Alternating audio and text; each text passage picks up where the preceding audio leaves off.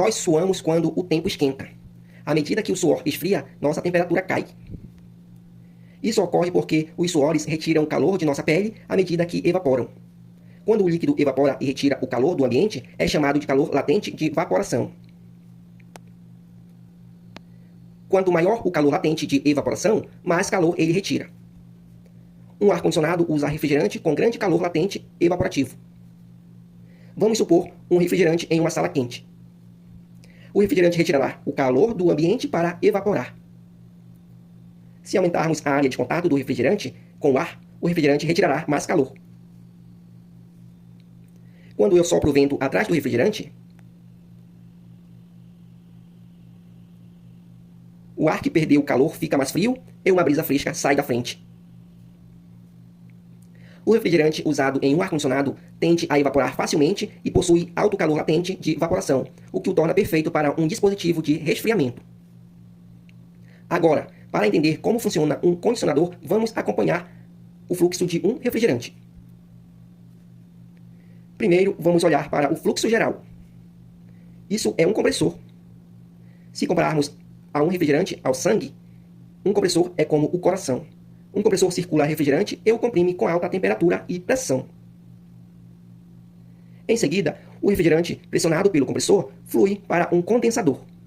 Enquanto a evaporação é a transição do líquido para o gás através da absorção de calor, a condensação é a transição do gás para o líquido, quando ele perde calor. Um condensador serve para transformar refrigerante em estado de gás quente em forma líquida, retirando seu calor. O refrigerante que passou por um condensador torna-se líquido e flui para a válvula de expansão. Há uma seção na válvula de expansão onde a tubulação fica estreita e conforme o refrigerante passa por aqui, ele se divide em vários pedaços.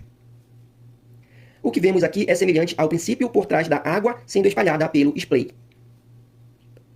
À medida que a pressão no refrigerante cai, sua temperatura também cai drasticamente. O refrigerante com temperatura reduzida, então vai para o evaporador para roubar o calor. Um evaporador é literalmente um dispositivo que evapora líquido em gás. O refrigerante resfriado rouba o calor da sala e evapora. O compressor e o condensador são construídos dentro da unidade externa de um ar-condicionado. O evaporador e a válvula de expansão são construídos dentro da unidade interior de um ar-condicionado. Aqui normalmente nos referimos quando falamos de ar-condicionado. Agora, vamos nos aprofundar nas funções de cada componente mecânico de um ar-condicionado. No evaporador, o refrigerante perde calor e é evaporado como gás no compressor. Quando um pistão comprime o gás refrigerante, sua pressão aumenta e sua temperatura também. Às vezes, usamos produtos do tipo spray. Você pode ter encontrado spray repelente de insetos ou vasilhas de combustível butano, cuja superfície da lata fica mais fria após o uso. Isso ocorre porque a pressão dentro do produto tornou-se menor. Se a pressão diminuiu, a temperatura diminui. E se a pressão aumenta, a temperatura também aumenta. Agora, voltando ao caso do ar-condicionado. Quando um gás com baixa pressão e temperatura é pressionado por um pistão, sua pressão aumenta e sua temperatura também. No entanto, mais condicionadores de ar hoje em dia usam o tipo de compressor scroll em vez. Em um compressor scroll existem dois scrolls com quais um fluxo é e o outro rola constantemente. À medida que mais ar que entra pela entrada entra no pergaminho, o espaço fica lotado. Como agora há menos espaço, o gás fica mais comprimido e é descarregado do meio da rolagem em um estado comprimido.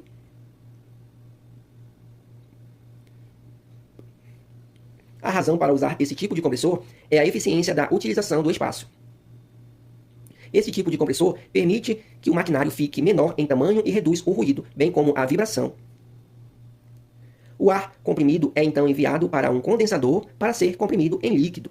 A temperatura do refrigerante que passa pelo compressor está acima de 80 graus Celsius, que está em um estado de gás quente. Esse refrigerante passa por um condensador e é resfriado lentamente com ar esfriado dos ventiladores. Quando o líquido evapora, ele absorve calor e se torna gás. À medida que se transforma em gás, sua energia cinética se transforma mais forte.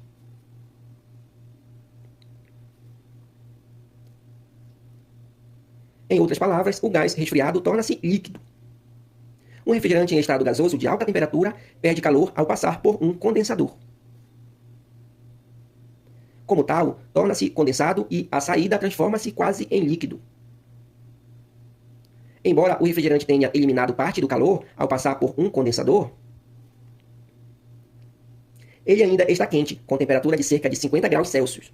O refrigerante em alta temperatura e líquido de alta pressão flui para a válvula de expansão. O refrigerante que costumava fluir em um grande espaço agora passa por uma área estreita e sua pressão cai à medida que avança. Quando a pressão cai, a temperatura também cai drasticamente. O refrigerante frio agora é enviado para um evaporador. A válvula de expansão está conectada ao armazenamento de calor sensível que detecta o calor. O acúmulo de calor sensível é instalado na saída de um evaporador e detecta a temperatura.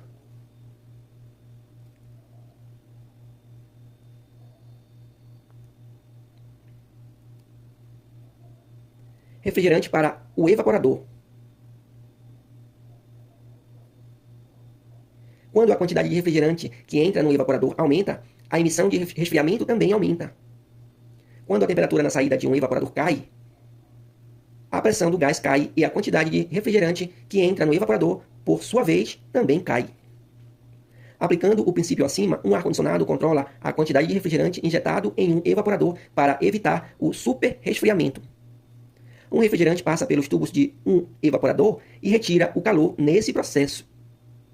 Quando a panela embaixo começa a funcionar, o ar quente da sala é enviado para um evaporador e o ar resfriado passa pelos ventiladores usado na unidade interna de um ar-condicionado tem o formato de um cilindro em vez da versão mais familiar da hélice. Esse tipo de ventilador é chamado de impulsor. Como os condicionadores de ar montados na parede não podem ocupar muito espaço, é usado um ventilador do tipo impulsor em vez do tipo hélice. Quando você deixa um copo frio no ar, suas superfícies ficam cobertas de água. Isso ocorre porque o gás perdeu calor para ser condensado. Os tubos que fluem com o refrigerante frio também são cobertos com gotas de água na superfície.